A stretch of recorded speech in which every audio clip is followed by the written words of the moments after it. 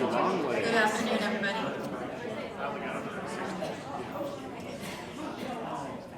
I would like to welcome you all to the first Draper Lunchtime Expedition program of 2019. It's a little weird. This is the first one we've done without Chuck. And yeah, it's odd. It's weird that he's not here, you know what I mean? So, but he's gone through our speaker lineup for the year and he approves, 2 thumbs up, so good stuff. So today we are lucky enough to have Zach Hutchinson from Audubon Rockies join us. So he's a community naturalist and is a master bander through the USGS. That's the U.S. Geological Survey. He coordinates the banding activities for Audubon Rockies, and prior to Audubon, he graduated with a degree in zoology from, I had to look this up, because I was like, what is that acronym? It was Northwest Missouri State University.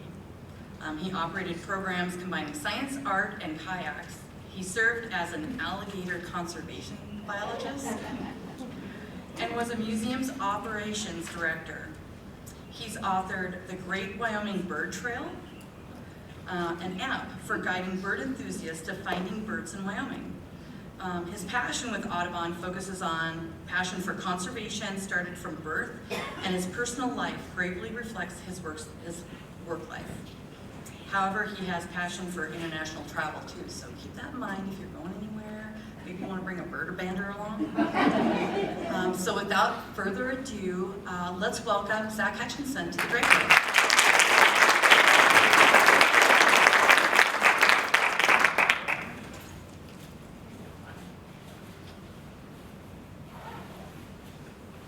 You can see the slides better. All right, well, thanks for having me at your first presentation this year. This is pretty exciting for me. First off, the title is slightly misleading because it is bird banding in the Big Empty, but only one of the stations that Audubon Rockies operates, actually the nets spill into sagebrush steppes. So for the most part, I did that a little tongue-in-cheek, but we do run 5 different bird banding stations in Wyoming. So we'll talk about those. There are no big, grandiose conservation or research publications from any of this data yet. So you're not going to see anything here that's groundbreaking or that we've taken conservation action on yet. It's actually something that when I took over coordinating our bird banding efforts 2 years ago, I was trying to clean up our data collection system first and foremost and get ourselves right with USGS, and then start to work towards actually publishing on all of this amazing research that we're doing. Now, almost all of our bird banding efforts are collaborative, so the data is going into other organizations where then they're publishing using our data, but we ourselves have not published on it yet. However, coming down from the National Audubon Pipeline is a big initiative that will actually be able to use a lot of our data then to make large-scale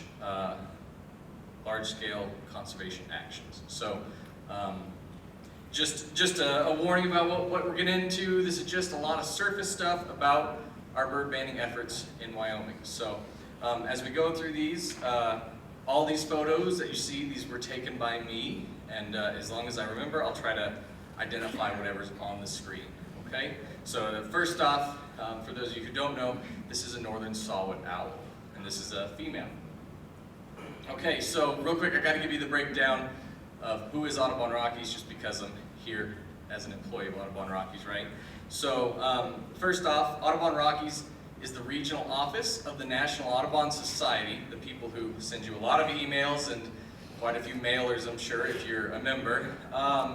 But our mission is pretty simple. We protect birds in the places they need today and tomorrow, okay? Very simple. Audubon, we protect birds, okay? And so, Audubon Rockies, we're in the Central Flyway. And so this highlights the Central Flyway, all the states in green. And then our head office is actually in Fort Collins. And then we have several field offices spread throughout our 3 state regions. So Audubon Rockies covers Colorado, Wyoming, and now Utah. So Utah has officially been adopted into Audubon Rockies, okay? Real quick, just on the Central Flyway, so Audubon breaks our country into 4 flyways. That way it helps how we prioritize conservation needs in each flyway. One of our conservation priorities is coasts, and obviously in Wyoming and in the Central Flyway, coasts are the big part of what we do. So that's why we break them down into 4 flyways. It also helps with administration, how we have our admins over flyways. So although there is a tiny bit of coast in the Central Flyway, but again, mostly the Central Flyway is not focused on coast. So this breaks down how each kind of guild of birds uses the flyways, and so you can see shorebirds over here on the left. You can follow the orange lines. Land birds like passerine songbirds in yellow. Seabirds are the green. You can see seabirds are mostly staying out, right, in the pelagic areas. Raptors in blue, and you can see one of the major raptor flyways, western Wyoming, Kimmerer, if any of you have been to Hawkwatch, Kimmerer, okay? And then waterfowl, of course, use Mississippi flyway especially, and then we get a few that leak over. If you've ever been to central Colorado in wintertime, you'll see lots of Canada and cackling geese actually, so. Okay, so breaking down us, like I said, our head office in Fort Collins. We have a field office in Pagosa Springs, field office on the western slope. This is me, I'm in Casper, that's where I have a field office, and then another field office near Moorcroft, Wyoming. We actually, the field office up there is on a ranch, and you can see Devil's Tower from their back porch, so they're in a good spot. I'm in Casper, I'm in a less good spot. So in our 3-state region, we have 19 chapters. We used to have more, as some of you probably know, the Meadowlark chapter is either defunct or dormant, let's say, for now.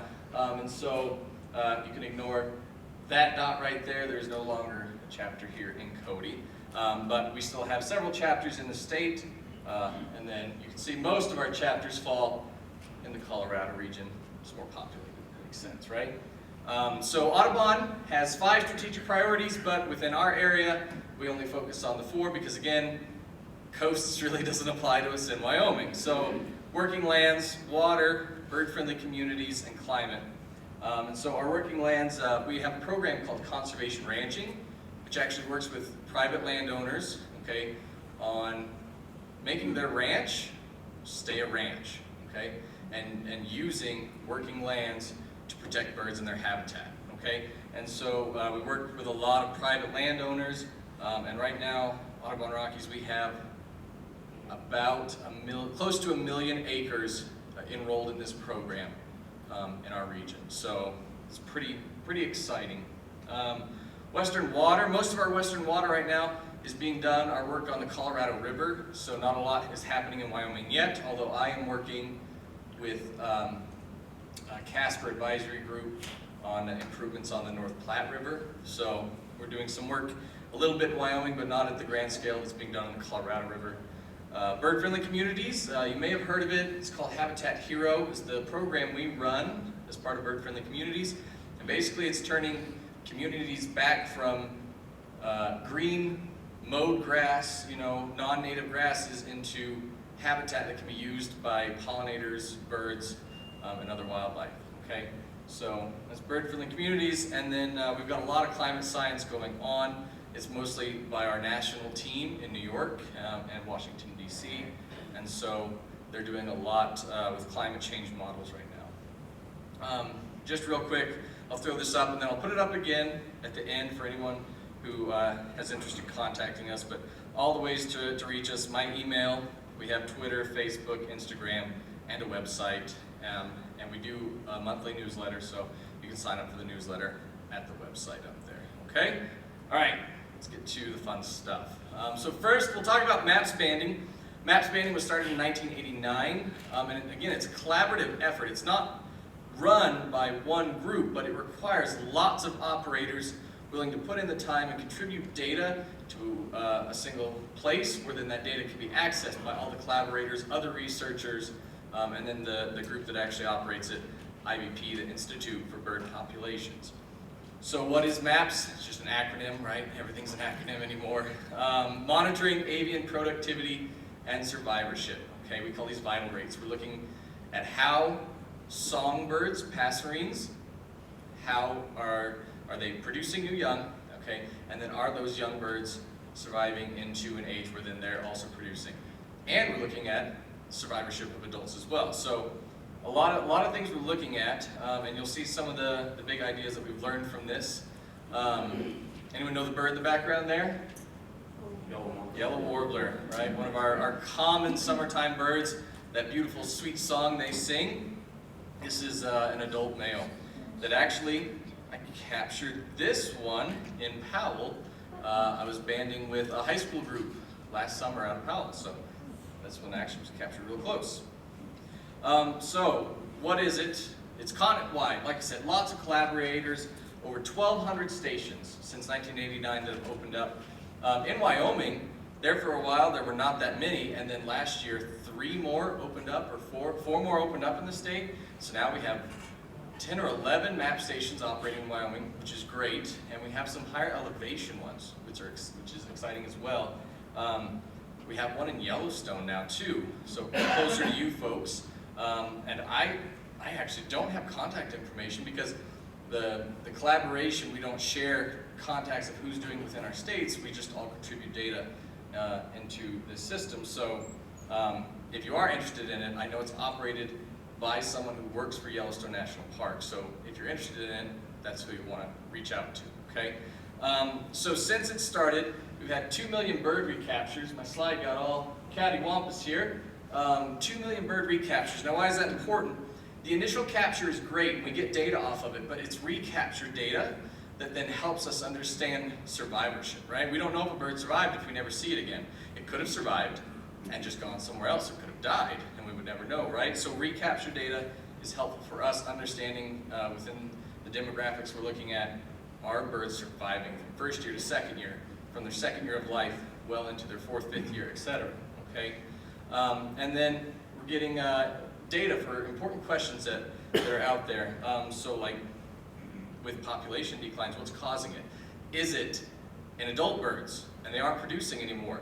If anyone remembers back to the DDT issues, right? It wasn't affecting adults directly, it was affecting eggshells and causing productivity to bottom out, right? So this type of study allows us to see where's the issue. Are we not catching any young birds? Because if we're not catching any young birds, right, then we can start to look, where is the disconnect? So it helps us to answer those big questions, okay? And so back to the vital rates, like I said, that's what we're looking at. It's all about the vital rates, okay? And so we're looking deeply into that, and this is happening across the country, and now even, MAPS has started to reach into Central and South America, where we're doing what's called MOSI, and it's essentially MAPS, but for our birds wintering now in Central and South America. Okay, so we're getting them at 2 stages of their life cycle, their breeding and their wintering. Okay, anyone know this one? I heard several. McGillivray's is correct. You said it. McGillivray's warbler. This is an adult male McGillivray's warbler. So, gorgeous bird. One interesting thing we're seeing with these, one of our banding stations is actually on an area that burned 12 years ago on Casper Mountain, and we're actually starting to see these decline because all the lodge poles are coming back. And so they liked it when the lodge poles were really young. Now that the lodge poles are about my height or taller, they're starting to move out of the areas where they were thicker. So we'll have more data years down the road. That station's only been around for 2 years. So, okay, so some of the big things we've learned from MAPS. Survival can be more important than productivity. So the survival of adult birds and first-year birds, whether it be for migration or the wintering grounds or whatever, their survival, okay, can actually be more important than a drop in productivity when you're looking at population declines. So if we have low survivorship, it could actually increase the rate of population decline. Carryover effect. So birds who have are experiencing degraded habitat along migration routes and or wintering grounds, carryover effect means if they're experiencing bad things there, it can impact their productivity the following summer. And so we're starting to see effects from that. And then this last one, it's pretty broad, but I know there was a large study done that actually showed how closely our land birds in North America are tied to El Nino.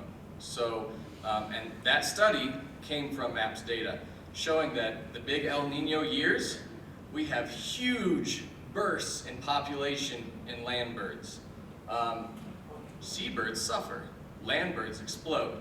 And then as we cycle out, land birds dip, seabirds pop up, okay? And so the MAPS data is actually what helps us to get some of this information, which is important when you're planning for how is climate and weather impacting our birds, especially like you're talking about endangered birds, and we're trying to protect their areas.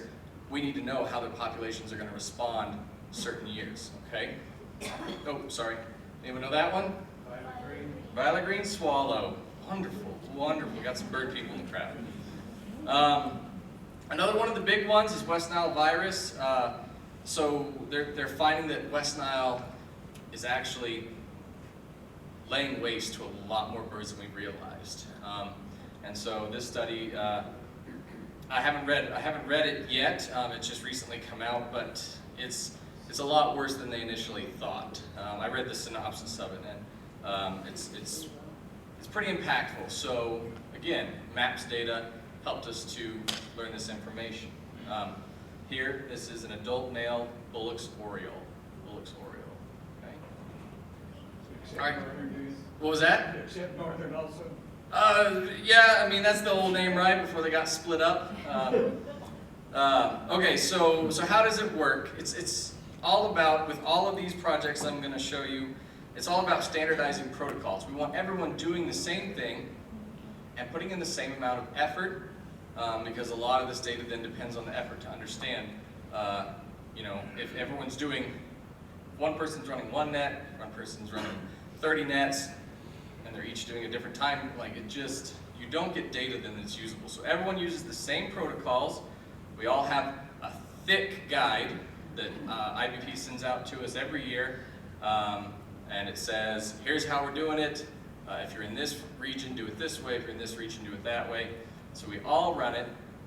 We set up 10 nets, essentially, a minimum 10 nets they're about 10 feet high, 30 feet long. We don't use standard system, we use metric, but just for you guys to give you a picture, 10 feet tall, 30 feet long, we use 10 of those, okay? We run from 6 a.m. to noon. We try to put in at least 6 hours every time we band. In Wyoming, we have 7 banding periods starting May 31st through August 10th. And so every 10-day, we have a 10-day window, 10-day window, and we band once in each 10-day window from the 31st until the 10th, okay? And so what we do, we set up the nets, we capture the birds, we put on a small aluminum leg band that's issued by USGS. We get age, sex, injuries, weight, we take measurements of the wing and tail, we get all that information, we write it all down, and then it goes into a computer database, okay? All the birds leave unharmed, okay? If you look at bird banding caused mortalities worldwide, it's less than 0.09% of the birds that are caught and banded have injury or mortality, okay? So it's very, as long as you've been well trained, and you can't do this without being well trained, mortality is not a major issue, okay? So we get all that information and we release the birds. Pretty simple. It's really cool to see how we age the birds, which is a question I often get.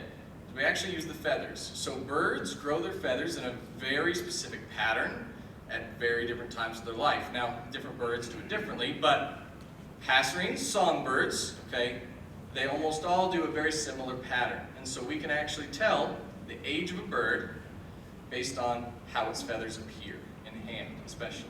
You can do it with some birds, you get a photograph in the field, you can age them. I'm sure if any of you come to some of the raptor talks, You know, with raptors, sometimes it's easier to age them if you've got a nice spread wing shot of them flying over. But with songbirds in the hand, we can age them, some of them, up to 4 years of age. And then after that, we rely on the recapture data. So if we band a bird that we know is 4 years old, and then we capture it 4 years later, we know it's 8 years old, okay? And so that's how this works. That's why that recapture data is so important. This is a special treat.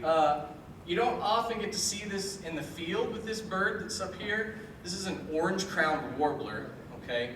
And the orange crown usually doesn't show up when you're just looking at it through the end of a camera or binoculars, but you can just barely make out the little orange crown. Clearly that bird was named by, you know, a naturalist who had killed it and was describing it in hand, because in the field, I don't think anyone would have named that bird orange-crowned warbler. All right, so where are our stations? These are the 5 that Audubon Rockies runs. Okay, the blue are our map stations, the red is our owl station, and then these gray ones over here are map stations operated by other operators. Teton Science School has one. Like I said, the one in Yellowstone just opened up 2018. I didn't even know it opened up until 2 months ago. And then these 3 opened up last year as well. So this is Teton Science School, this is the Yellowstone one. I'm not sure about this one. I think it's in Jackson. Someone operates that one. So those are the stations we run. This is the one up near Moorcroft. This is at Keyhole State Park. This one's on the North Platte River at Ennis Kimball Wilkins State Park. One on Casper Mountain. And then this one is on a private ranch down just below Centennial. It's actually the same site.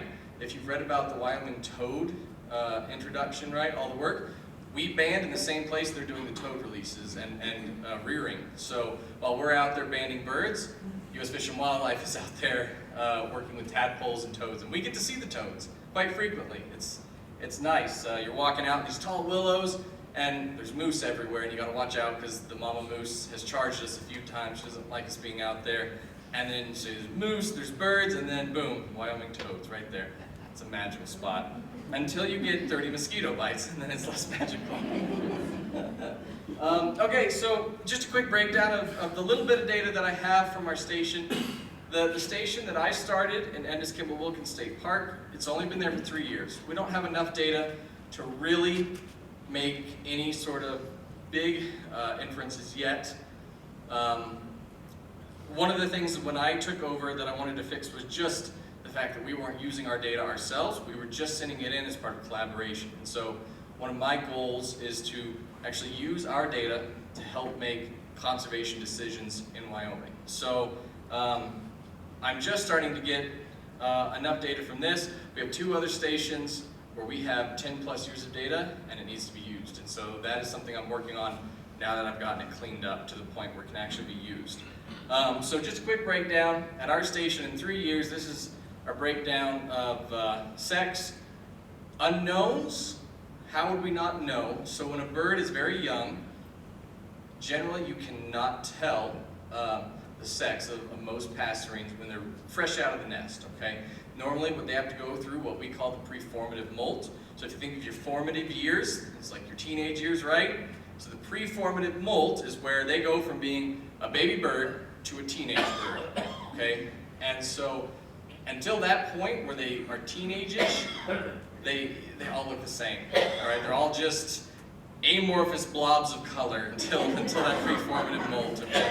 And so most of those birds that fall on that unknown side of the chart there, those are hatchier birds. They were born within weeks of us capturing them. And so you just can't tell sex at that point. Some birds you can, but most of them you can't. So we've been catching more males. And if I'm thinking correctly, we actually, our first year we caught more females, and then the past 2 years we've caught more males. And so obviously I need more than 3 years of data to tell you why, or if it's even a trend yet. So we'll see. So here's, here you go. Here's our trends. I said that backwards. So we're catching more hatchier birds lately with an unknown sex, whereas the males and females are declining, the numbers that we're catching, but the males still, you see that first year? The first year we caught pretty much the same, and then the males, females, they both went up, and then they're dipping, right? But we're still catching significantly more males now than we were. So the why, we don't know yet, okay? We're just too new into this to have any sort of ideas as to why. I've got some incomplete data here because I'm still waiting on 2 years of data from one of our stations, and so the blue line isn't complete. But you can see they're all kind of, if the blue line follows the same trend that the other two stations are doing, that we've had an uptick since 2016 that the number of birds we're catching. So I moved here in 2014, so in 2015, I started banding in 2016. So the year 2015, we had a strong El Nino. And you can see the populations responded the 2 years after that. Now, what will we see next year? Undetermined. I don't know. Probably down, right? We would expect it, but we'll see. We'll see what happens. Our purple line here, this is, I'm not sure how to take this. This purple line scares me a little bit. We caught 72 birds at our high elevation station in that zone of previous fire. So we caught 72 birds in 2017. Last year we caught 35 birds. We went way down in our number of captures. We went way down in our number of sightings, and just diversity of species that we were experiencing. So why did that happen? I don't know, but it scared me significantly. Now we had a dry year around Casper, but it still, it was just unusual what was happening. Now again, this is a fire that came through in 2006, and so just now the lodge poles are starting to get to be tall, but they're in that stage where they're not tall enough for birds that prefer thick lodgepole forests, but they're also starting to be too tall, and they're starting to thin out because they're competing each other, right? They're going to be too thinned out for birds that prefer thick cover, like the McGillibray's warbler. So I'm not sure what we're seeing here yet. We need more data. But as of right now, I mean, this is where we're sitting. So I was pretty disheartened. It was a very slow year on the mountain as far as bird captures, except for hummingbirds. But we don't ban hummingbirds as part of the MAP's effort. We only banned passerines. So the hummingbirds are part of a different study that I will show you in a little bit. We'll talk about briefly. Okay, so our next collaborative effort that we're operating in Wyoming is Project OwlNet. And so Project OwlNet, again, nationwide effort using standardized protocols to focus on life history of a very secretive owl, the northern Sawwhet owl, which was the first photo you saw up there, okay? And so we banned other owls as part of it too, but Project OwlNet specifically focuses on northern Sawwhet owls. Like I said, we do ban other owls. There's a long-eared owl, okay? So this was founded in 1994. It's the brainchild of David Brinker and Scott Wiedensaw. So most northern Sawwhet owls migrate and winter in eastern North America, but we did not have a lot of information as to how northern Sawwhet owls were migrating and using habitat in the Rockies. So there's a lot of stations on the west coast, a lot of stations on the east coast, but in the Rockies there were very few, and so we didn't know, what habitat are they using when they migrate through here?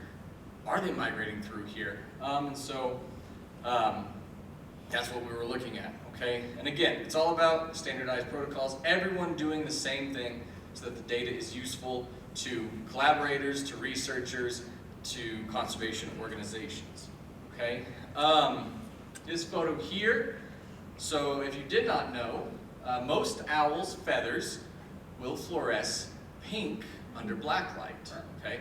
It's a chemical called porphyrin, and when the feather erupts from the shaft, as it's growing, right, it erupts from the shaft, it's covered in that chemical, and it slowly wears off over time, and so you can tell new feathers versus old feathers based on, are they pink or are they not? So these are older feathers than these. These are fresh new feathers right here. These are really old, these are medium old, these are really new. So this would be newest, newer, old, if we were doing like a molt card. Oh, actually, oldest, these are going to be, so newest, newer, old, oldest. So we've got 4 generations of feathers and this wing. And so from that, we can age that bird, okay? So what are the goals of Project OwlNet? Now again, these are the nationwide goals because we're collaborating on this project. We've got our own research goals with it, but Project OwlNet, we're focusing on getting data for that project first and foremost. It's getting this network set up, because it's still fairly young, getting that standardized protocol to be used across this network and just across owl banders in general, okay? And then improving communication coordination among that collaborative network. What you're seeing right now, anyone know what that is? That's the ear. That is the ear opening of a northern Sawwhet owl. It is behind the eyeball, okay? And so owls they can either and or have asymmetrical ear openings, asymmetrical ears, both, or some have neither, okay? So it just depends on which owl it is, but so asymmetrical ear openings mean where's the flap, right? We think of our external ears, right? So where are the flaps? So on some, the flaps are crooked.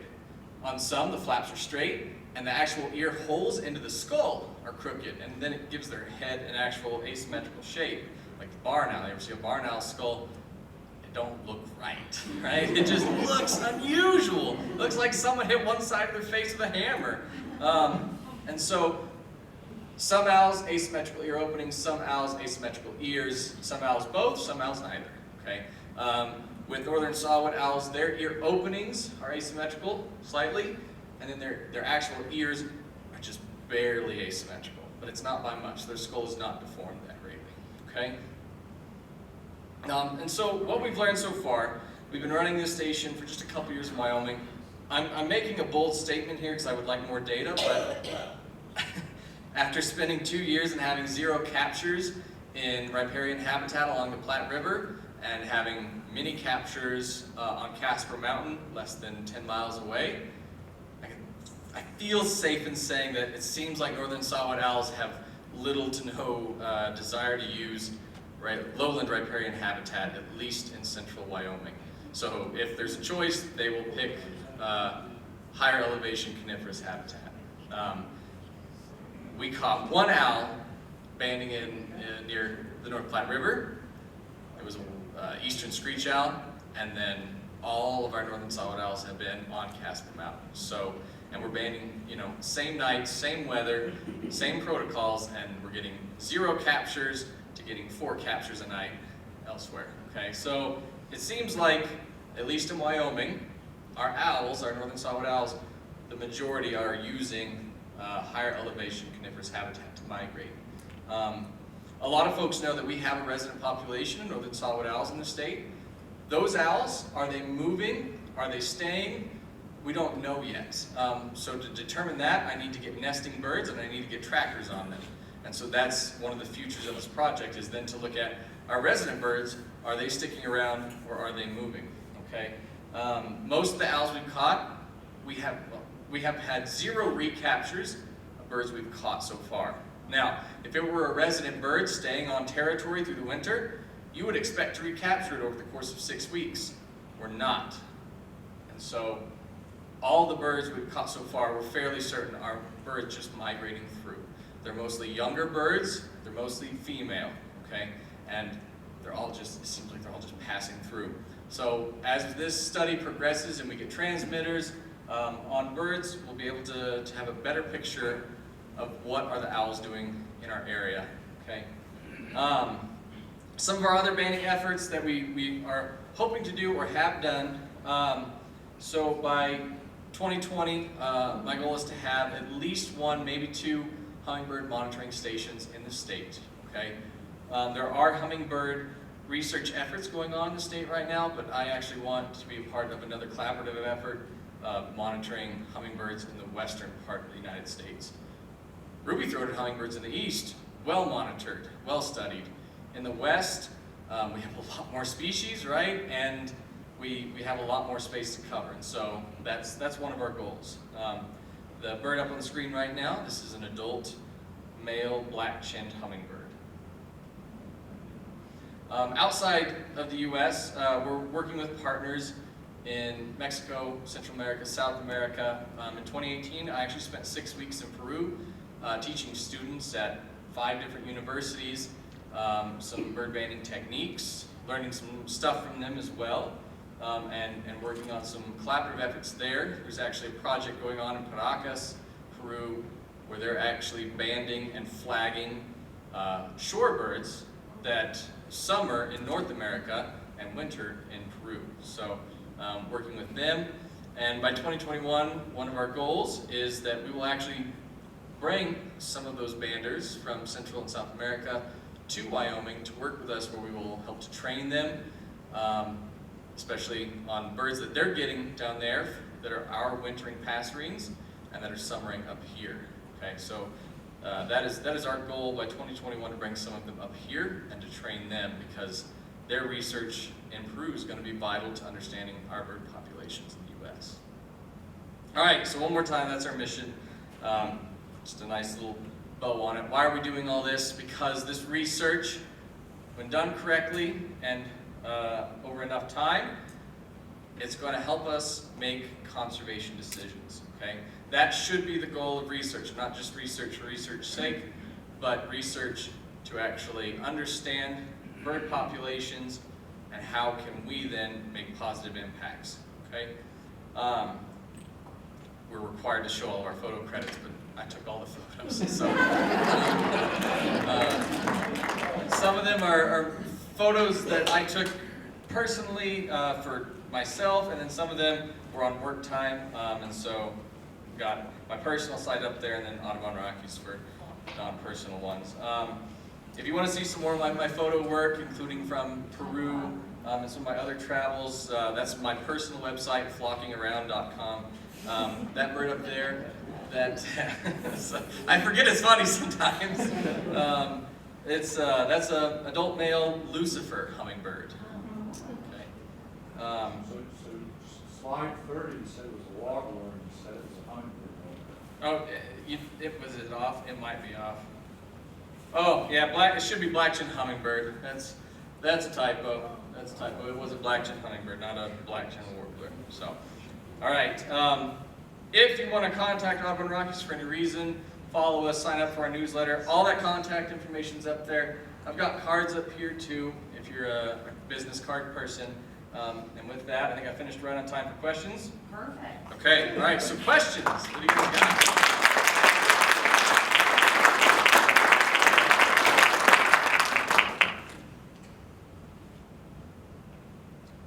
All right, yeah. You moved here from Northwest Missouri, and is that right? So no, after college, I actually went to Texas. That's where I worked with alligators.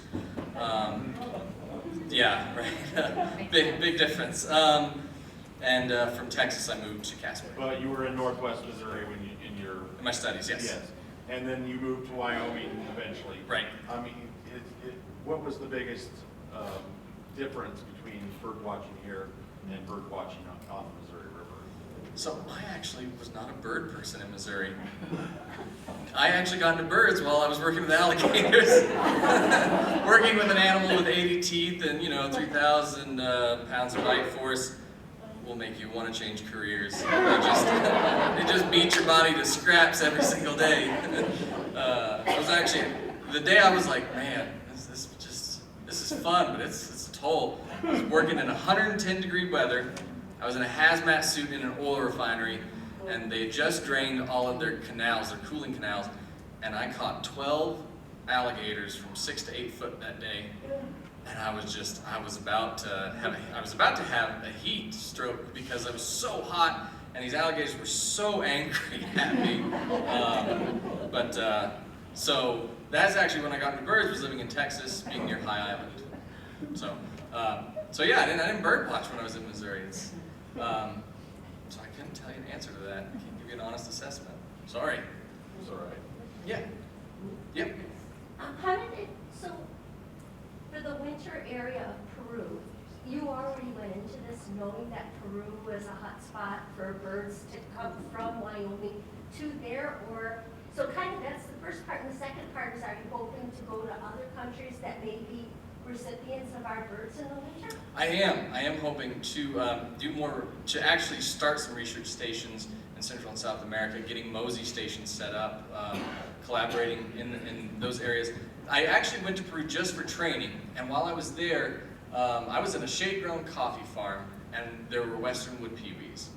And so it was exciting for me in that moment. Hey, western wood peewees are only in one half of the country. That means like these could be some of our peewees, right?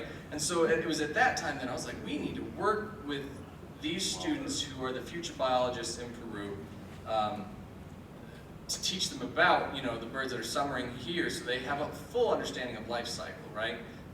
And so it was at that time I started to realize that importance, because a lot of our summering songbirds, we don't know where our individual populations are going, because there's just not a lot of tracking efforts right now, And so one of my goals in the next 3 years, we're writing our strategic plan right now, is to actually get tracking devices on our passerings. So finding out where our yellow warblers wintering, where our McGillivray's warblers wintering, most of which I would guess are going to winter along the west coast of Mexico, and the mountain ranges along there.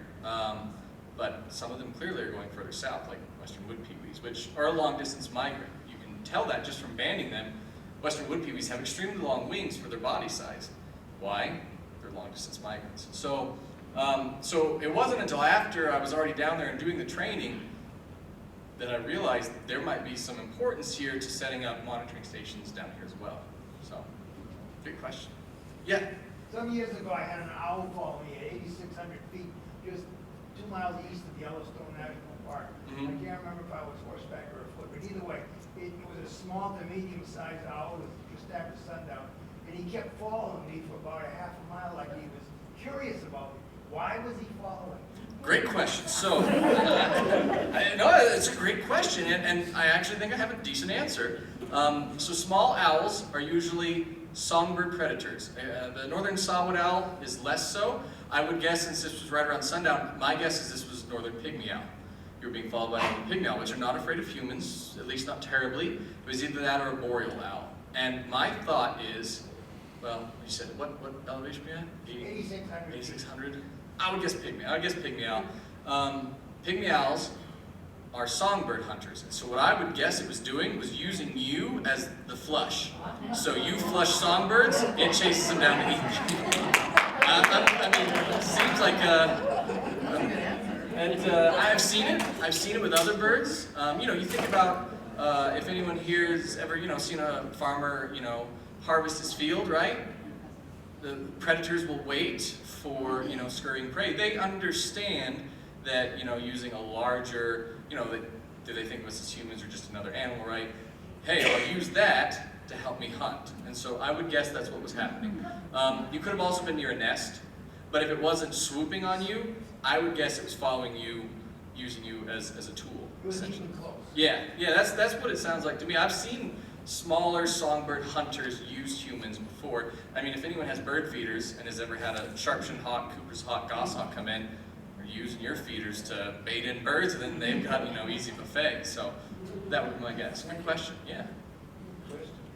Yeah, that's a real good question. Any others? Yeah.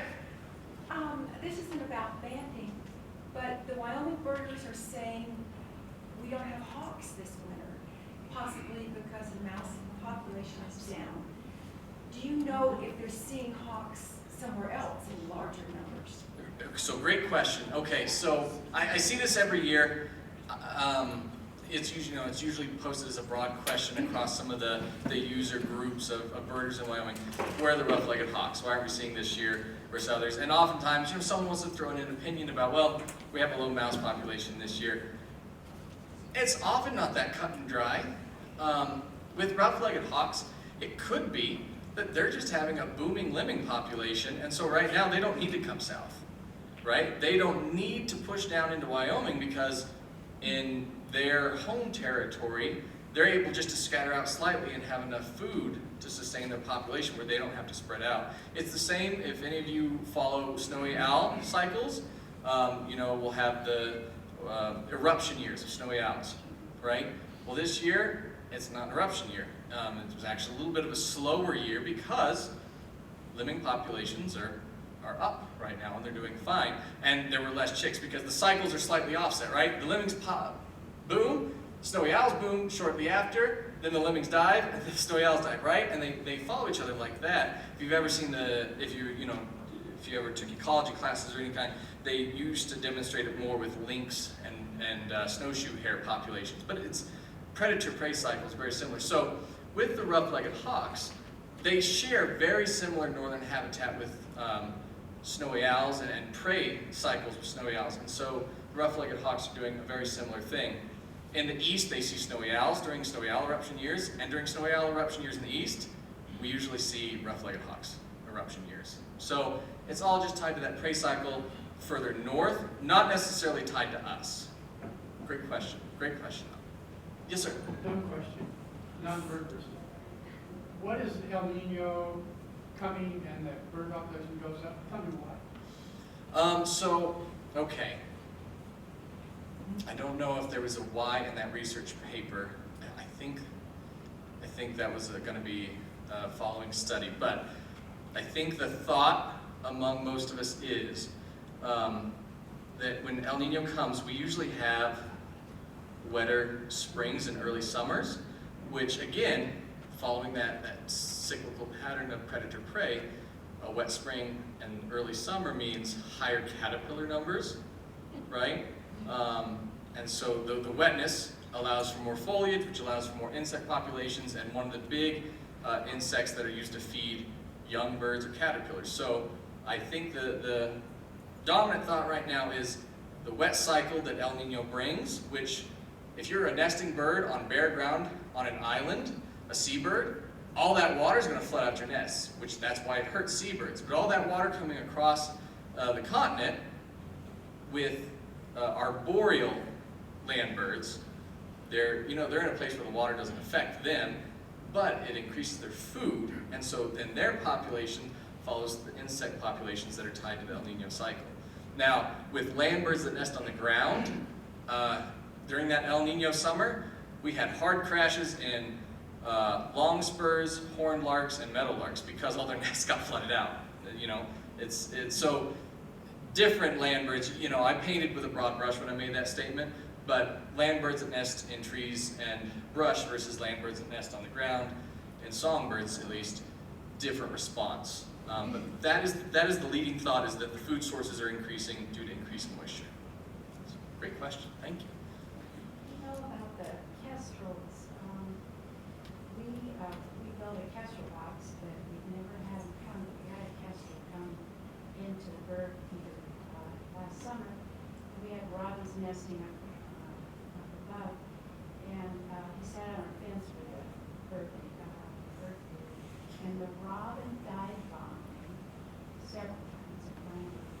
He gave up, but I know that there's a kestrel sign from Idaho, and I just wondered if you knew anything about the kestrel population in this area. Is it still struggling? So the question was, how are the kestrel populations doing in this area? And so that is one thing I don't know. I will tell you, I'm working with a group in Powell because I'm actually interested in that question. The high school group, one of the science classes over there, they put up 6 kestrel boxes last year, and they're going to try to put up more in coming years, and we're going to start to try to monitor the population. Kestrel populations in the whole U.S. are declining, somewhat dramatically in certain areas. One of the leading thoughts there is, so kestrels in the summertime when they're breeding, one of their main food sources is actually grasshoppers. They're for a falcon, they're kind of wussy. They're hunting grasshoppers. How hard is it to hunt a grasshopper, right? But that's one of their main food sources. And so in farming communities especially, the use of pesticides is affecting the grasshoppers, which is of course affecting the kestrels. And so it's one of those things where they know there's a decline from other studies.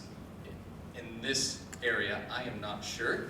And that's why I'm focused on Powell and eventually going to try to include Worland, because big farming communities. And so we have kestrels in those areas. I want to see what they're doing. We're going to do blood work on the chicks to find out, are pesticides being passed on, through the food sources. We're gonna look at all that. So right now, we just started it last year. It's just in the early baby steps. I didn't even mention it here because we haven't even had a Kestrel look at our boxes yet, right? So We had blackbirds nested in the Kestrel box. yeah, you'll get blackbirds, you'll get starlings, you'll get screech owls, and so it's a great question, and I don't have an answer because no one is doing something in this area yet. Did he hunt around, read about the